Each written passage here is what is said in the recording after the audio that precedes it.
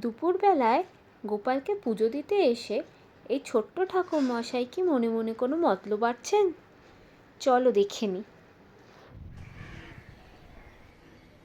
এই তুই ঠাকুরকে ফুল দিলি? হ্যাঁ, কি হবে ফুল দিয়ে?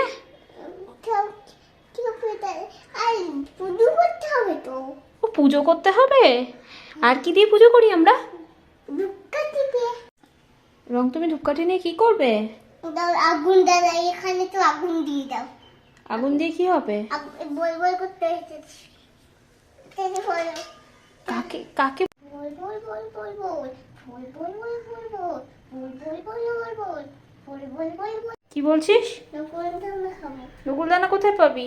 এই রে, এই তুই ঠাকুর আগে খাক বাবা।